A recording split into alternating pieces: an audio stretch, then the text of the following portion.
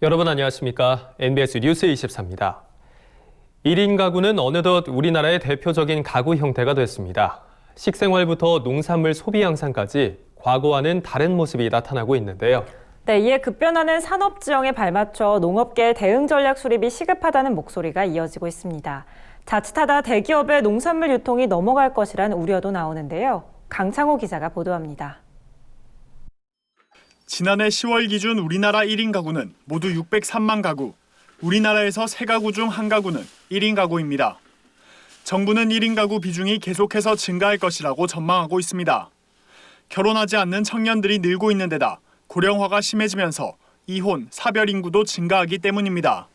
1인 가구는 2015년부터 우리나라의 주된 가구 형태입니다. 현재 30% 수준인 비중이 지속적으로 증가하여 조만간 OECD 평균인 30.6%를 상회할 것으로 예상됩니다. 이에 정부는 최근 1인 가구 중장기 정책 방향을 발표했습니다.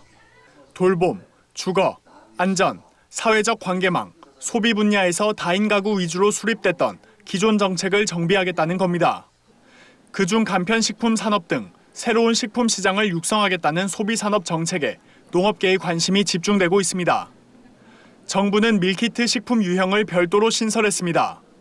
밀키트는 손질된 식재료, 양념, 조리법을 세트로 구성해 판매하는 간편 조리 세트, 소위 조리용 농산물 꾸러미를 뜻합니다. 정부가 이에 대한 안전 기준을 확립해 본격적으로 시장을 육성하겠다는 겁니다. 밀키트 시장은 현재 급성 장세를 보이고 있습니다. 2017년 200억 원 수준에 그쳤던 시장 규모는 2024년 7천억 원 규모로 크게 성장할 것으로 예측됩니다. 이에 전문가들은 농업계가 밀키트 산업에 맞춰 농산물 유통, 가공 시스템을 개편해야 한다고 말합니다. 기존 유통체계가 밀키트 산업의 확대로 인해 식자재 업체 위주로 전환될 가능성이 높다는 이유에서입니다. 현재 우리나라 식자재 업체는 대부분 대기업이 점유하고 있는데 이들이 오랫동안 밀키트 산업을 준비한 데 비해 농업계는 그렇지 못하다는 지적입니다. 지금 산지 유통센터들은 거의 다 대량 유통에 익숙해져 있는 거죠. 근데 향후에는 이제 작품종 소량 유통이 메인인데 여기에 대해서는 이제 대비가 전혀 안 돼 있다고 보실 수 있을 것 같아요. 그러며 밀키트 산업과 농가와의 상생을 위해선 로컬 푸드 정책을 활용해 지역 농산물을 해당 지역에서 가공 원재료로 사용할 수 있는 방안을 모색해야 한다고 조언했습니다. 1인 가구 시대를 맞아 급변하는 유통 환경에 연착륙하기 위한 농업계의 활로 모색이 시급해 보입니다. NBS 뉴스 강창호입니다. 공급 과잉이 되풀이되는 쌀의 수급과 가격을 안정시키기 위해 정부가 2018년부터 논타작물 재배 지원 사업, 즉 쌀 생산 조정제를 시행하고 있습니다. 그런데 논에 벼 대신 메밀이나 콩을 심은 농가들의 표정이 올해는 어둡습니다. 그 이유가 무엇인지 김인경 기자가 기자의 눈으로 취재했습니다. 전남 영광에서 120헥타르 규모로 벼를 재배하던 오선아 씨는 재작년부터 메밀과 유채로 작목을 전환했습니다. 정부가 쌀 공급 과잉을 해소하기 위해 도입한 논타작물 재배 지원 사업에 참여한 겁니다. 벼에서 메밀로 작목을 바꾸면서 용수로와 배수로를 다시 팠고 작부 체계도 완전히 달라져 오 씨는 새로운 작목에 적응이 필요했습니다. 메밀은 습에 약하거든요. 논둑 바로 밑에를 고를 파요, 고를. 물이 조금 잘 빠지게. 군에서 좀 보조해 준다고는 그러는데 뭐 정확한 있는지 모르거든요. 인근의 다른 농가 정상기 씨 역시 마찬가지입니다. 1.8헥타르 규모 논에서 3년째 벼 대신 메밀과 유채를 재배하고 있습니다. 쌀 과잉 생산으로 소비가 덜 되고 해가지고 나락값이 많이 떨어졌었어요. 그러니까 대체 작물로 해서 타작물로 했던 것이 메밀이고. 논 타작물 재배 지원 사업은 논에 벼 대신 다른 작물을 심는 농지에 대해 정부가 지원금을 지급해 쌀 공급 과잉을 해소하고 논콩과 조사료 등 생산물을 수매해서 식량 작물의 자급률을 높이는 사업입니다. 그런데 올해는 지원 단가가 대폭 축소되면서 농가들은 난감한 처지에 놓였습니다. 일반 작물은 지난해 1헥타르당 340만 원을 지원했지만 올해는 270만 원으로 단가가 70만 원이나 떨어졌습니다. 논콩도 마찬가지입니다. 지난해 1헥타르당 325만 원에서 올해는 255만 원으로 지원 단가가 대폭 줄었습니다. 충남 보령시 남포면에선 140농가가 벼에서 논콩으로 작목을 전환했는데 이에 따라 해당 지역 농협에선 10억 원의 시설비를 들여 파종기와 트랙터, 콤바인과 선별장 등을 새로 마련했습니다. 그런데 사업이 축소되면서 농콩에 맞게 용배수로를 정비한 농가들은 물론 지역 농협 역시 난감해진 상황입니다. 그렇다면 면적과 예산은 얼마나 줄었을까? 지난해 목표 면적 5만 5천 헥타르에 예산 1,879억 원이던 논타작물 재배 지원 사업은 올해 목표 면적 2만 헥타르, 예산 686억 원으로 지난해 대비 절반 이하로 축소됐습니다. 2018년 도입 이후 현장에서의 농가 반응이 뜨거웠던 만큼 지역에서는 하소연이 이어졌습니다. 전라남도는 지난 3월 지원 단가 인상을 정부에 공식 요구했습니다. 이 사업이 2년간 수확기 쌀값 안정에 크게 기여했기에 사업의 실효성 제고와 참여 유도를 위해서는 지원금이 늘어야 한다는 주장입니다. 그러나 예산 부족으로 전남도의 건의는 무산됐습니다. 더 큰 문제는 이 사업의 내년 예산이 대폭 삭감될 수도 있다는 겁니다. 코로나19로 인해 정부의 예기치 못한 지출액이 크고 재정당국은 공익직불제가 이 사업을 대체할 수 있다고 여기기 때문입니다. 저희는 사실 산조정제가 효과가 크다고 생각을 해서 더 하고 싶은데 여건이 이제 어떻게 될지 모르겠어요. 쌀 수급이 어떻게 될지 몰라서 이 사업을 조금 더 연장하는 걸로 생각하고 기재부에 이제 설명을 이렇게 하고 있어요. 정부의 정책 기조에 발맞춰 기꺼이 작목을 전환했던 농가들은 갑작스러운 사업 축소가 당황스럽기만 하다고 호소합니다. 전문가들은 공익직불제의 안착 여부를 충분히 살피면서 쌀 생산조정제를 이어가야 한다고 강조합니다. 쌀값 안정이 단박에 이뤄질 리는 만무하기 때문입니다. NBS 뉴스 김인경입니다. 앞으로 고령 농민을 위한 농지연금을 제3자가 압류하지 못하도록 하는 법적 보호망이 마련됩니다.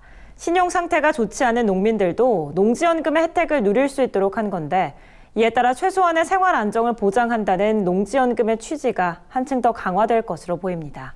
보도에 손현진 기자입니다. 앞으로 고령 농민이 제3자의 채권 압류에서 농지연금을 보호받을 수 있게 됩니다. 농림축산식품부는 농지연금 수급권을 강화하는 농지연금 수급 전용 계좌 제도를 7월부터 시행한다고 밝혔습니다. 농지연금이란 농어촌공사가 고령 농민의 생활 안정을 위해 농민이 소유한 농지를 담보로 매월 생활 안정자금을 연금 형식으로 지급하는 사업을 말합니다. 가입 조건은 만 65세 이상의 고령 농민 중 영농 경력이 5년 이상인 사람으로 농지 가격이나 가입 연령 등에 따라 다르지만 매월 최대 300만 원이 지급됩니다. 그동안 농지연금은 채무가 있는 농민이라도 연금 수급의 혜택을 받을 수 있도록 법률상 압류가 금지돼 있었지만 농지연금이 일반적인 예금 계좌에 입금되는 경우 사실상 압류를 막기 어려웠습니다. 이런 문제를 해결하기 위해 정부는 농지연금만 입금할 수 있고 제3자의 채권 압류를 금지하는 농지연금 수급 계좌를 도입했습니다. 농지연금 수급 전용 계좌는 농지연금 지킴이 통장이라는 이름으로 전국 농협에서 신청할 수 있습니다. 이 전용 계좌로는 월 최대 185만 원까지 농지연금 입금이 가능합니다. 민사집행법에 최저 생계비가 이제 185만 원이거든요. 채무자 권리도 좀 보호해야 되고 하기 때문에 고령 농업인의 농지연금 어떤 수급권 보호 강화를 위해서 저희가 이런 제도를 도입하게 된 겁니다. 전용 계좌를 통해 연금을 받으려는 사람은 농어촌공사와 농지연금 약정을 맺을 때 해당 계좌로 신청하면 됩니다. 기존 가입자 역시 전용 계좌를 만든 뒤 농어촌공사에 계좌 변경 신청을 하면 해당 계좌로 농지연금을 받을 수 있습니다. 정부가 농지연금에 대한 법적 보호망을 강화하면서 기존 채무 관계 등으로 발생하는 연금 수급 사각지대를 방지할 수 있을 것으로 기대됩니다. MBS 뉴스 손현진입니다. 정부가 오늘부터 유제품의 원료로 사용되는 원유에 대해 국가 잔류물질 검사 프로그램을 도입하기로 했습니다. 이는 기존 민간에서 진행하던 상시 검사에 국가 잔류물질 검사를 더해 원유 안전성을 높이기 위해서라고 하는데요. 정부는 강화된 안전성을 기반으로 유제품 수출도 활성화한다는 계획입니다. 보도에 김길수 기자입니다. 오늘부터 우유 등 유제품의 원료인 원유에 대한 국가 잔류물질 검사 프로그램이 시행됩니다. 이 프로그램은 정부에서 연간 검사 계획을 세우고 식품의 안전성을 검증하는 제도로 그동안 축산물 중 식육과 식용란을 대상으로 실시됐습니다. 정부는 원유의 안전성을 높이기 위해 해당 제도에 원유도 포함했다고 밝혔습니다. 지금까진 낙농가에서 집유 때 민간 책임 수의사가 상시 검사하고 부적합 시 원유를 폐기해 왔는데 여기에 국가 잔류물질 검사를 추가해 안전성을 강화하겠다는 겁니다. 원유 국가 잔류물질 검사 프로그램은 농림축산식품부와 식품의약품안전처가 협업해 매년 시행하게 됩니다. 우선 시도 소속 동물위생시험소에서 71개 검사 항목에 대해 연간 300건의 검사를 실시합니다. 검사 항목은 전문가 자문을 거쳐 낙농가에서 많이 사용하는 항생제, 구충제 등 동물용 의약품과 사료에 혼입우려가 있는 농약, 곰팡이독 등이 지정됐습니다. 연간 검사 물량은 국제식품규격위원회가 제시한 기준과 해외 사례, 국내 연간 원유 생산량을 고려해 설정됐습니다. 우유 등 유제품의 원료인 원유의 안전성을 보다 강화하기 위해서 정부에서 추가로 검사하여 검증하는 것으로 71개 검사 항목에 대하여 연간 300건의 검사를 실시하게 됩니다. 검사 결과 부적합한 것으로 판단되는 원유는 즉시 폐기해 유통을 막고 생산 낙농가에 대해 원인 조사를 실시해 재발을 방지합니다. 정부는 원유 국가 잔류물질 검사 프로그램 도입으로 안전한 유제품을 공급하고 이와 함께 유제품 수출도 활성화할 계획이라고 밝혔습니다. MBS 뉴스 김길수입니다. 농림축산식품부가 국가관리간척지의 토양 개량을 위해 부산 석고 지원 시범 사업을 실시합니다. 석회질 비료의 일종인 부산 석고는 간척지 토양 개량에 효과가 있다고 알려져 왔는데요.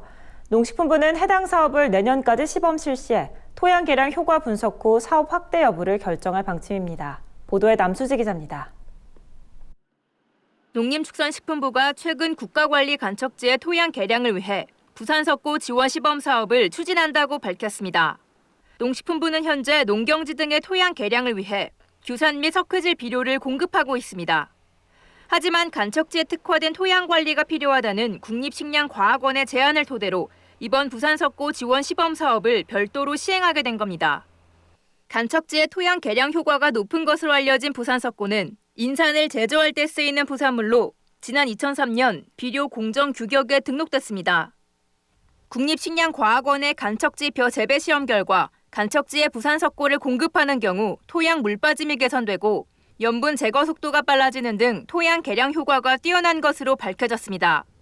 농식품부에 따르면 이번 시범 사업 대상은 국가관리 간척지 가운데 석회 포화도 60% 미만 간척지구인 경기 시화, 충남 남포 등 농업 목적으로 임대된 농지입니다. 농가가 신청서를 제출하면 각 지자체에서 농협에 필요한 수량만큼 구매를 신청하고 농협에서 신청한 농가에 배달하는 방식으로 사업이 진행될 예정입니다. 농식품부는 이번 부산 석고 지원 시범 사업에 대해 농업 경영체 등록 정보에 등록된 농지만 신청이 가능하고 기존의 규산 및 석회질 비료를 지원받던 농가는 중복으로 지원받을 수 없다고 밝혔습니다. 부산 석고를 사용했을 때 쌀 수량이 평균적으로 30% 증가하는 등 생산성 향상 효과가 크다는 결과가 있었고요. 토양 개량 효과를 분석해서 본사업 추진 여부를 결정할 계획입니다. 농식품부 관계자는 부산 석고 지원 사업에 참여를 원할 경우 지역 농협 등에 비치된 신청서를 작성해 농지 소재지 읍면동 사무소에서 신청하면 된다며 농가들의 적극적인 참여를 당부했습니다. MBS 뉴스 남수지입니다. 다음은 간추리 뉴스입니다. 한국농수산식품유통공사가 비대면 방식의 ICT에 기반한 농식품 유통 효율화를 본격적으로 추진하기 위해 농식품거래소를 출범했습니다. 이번에 신설된 농식품거래소는 기존의 사이버 거래소를 확대 개편한 것으로 앞으로 공공급식 확대와 온라인 경매 등 온라인 유통 채널 강화에 역량을 집중할 계획입니다. AT 관계자는 농식품 거래소 출범을 통해 국민에게는 품질 좋은 안전한 먹거리를 제공하고 농가에는 안정적인 판로 개척을 적극 지원해 나가겠다고 밝혔습니다. 농협은 최근 서울 중구 농협중앙회 본관에서 품목별 전국협의회 회장단 정기총회를 개최했습니다. 과수, 채소, 특작 중 33개 품목별 협의회장으로 구성된 회장단은 농산물 수급 안정, 소비 촉진 홍보, 유통 개선, 교육 등 농산물 생산과 유통의 중추적인 역할을 담당하고 있습니다. 이번 정기총회에서는 사과 전국협의회장인 윤수연 경남 거창사과 원예농협조합장이 신임 의장으로 선출됐습니다. 임기는 2년으로 윤 의장은 품목별 전국협의회가 농산물 수급 안정과 소비 등에 큰 역할을 할 수 있도록 노력하겠다고 밝혔습니다.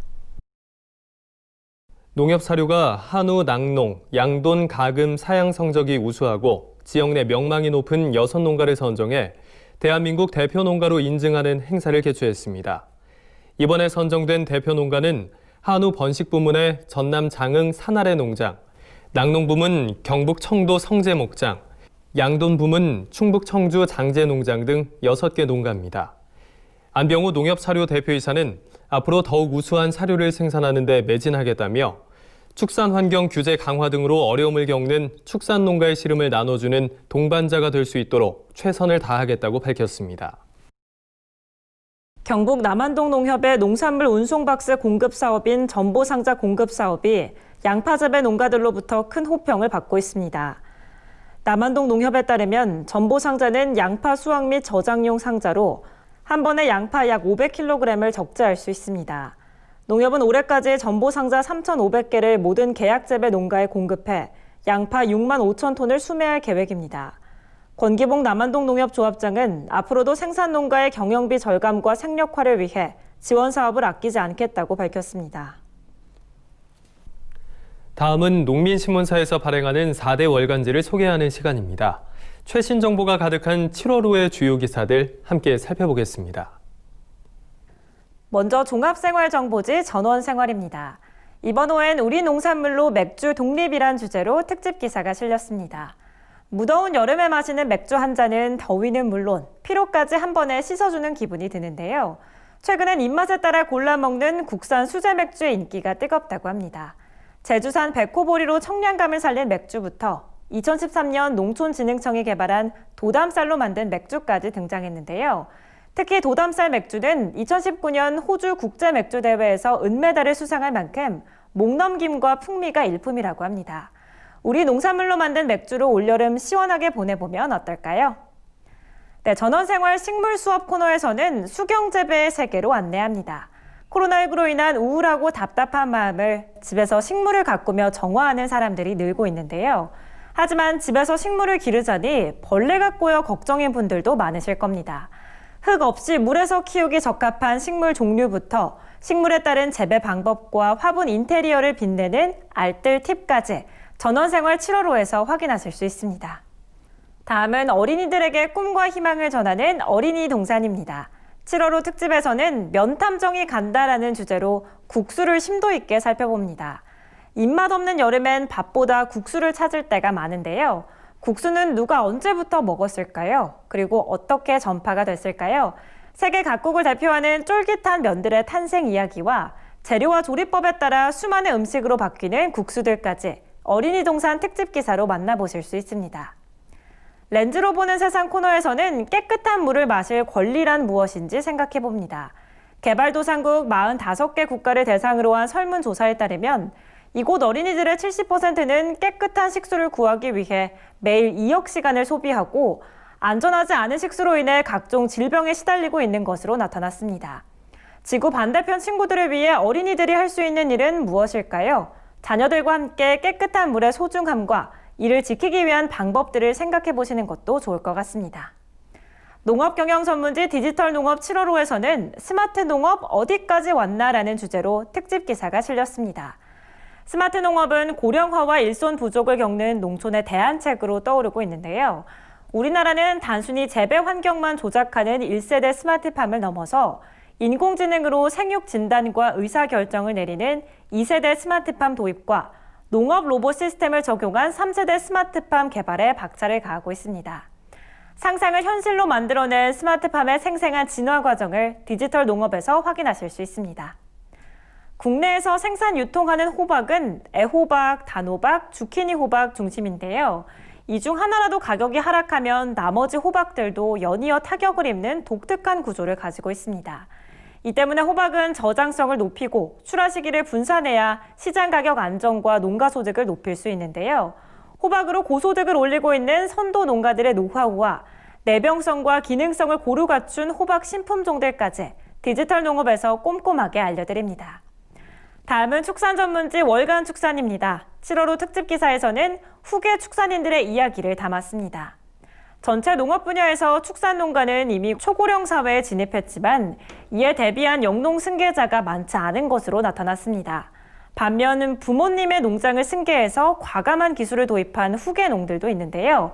한우 양돈 분야에서 성공한 2세대 축산인들과 산란계 농장을 달걀 유통 혁신 기업으로 성장시킨 후계농의 노하우가 궁금하다면 월간 축산 7월호를 확인하시기 바랍니다. 충남 홍성군은 전체 농업소득의 30%를 한우 생산액이 차지할 만큼 축산업 비중이 높은 지역인데요. 이 때문에 충남 홍성축협은 개량, 번식, 비육, 출하의 전 과정에서 명품화를 위한 시스템 축산을 구현하고 있습니다. 올해는 가축 분뇨 공동처리 시설 건립을 추진하며 지속 가능한 축산업 환경 마련에 총력을 기울이고 있습니다. 브랜드 가치를 높이기 위해 구슬땀을 흘리고 있는 홍성축협의 다양한 지원 사업을 지면으로 소개해드립니다. 지금까지 농민신문사에서 발행하는 4대 월간지 읽어보기였습니다.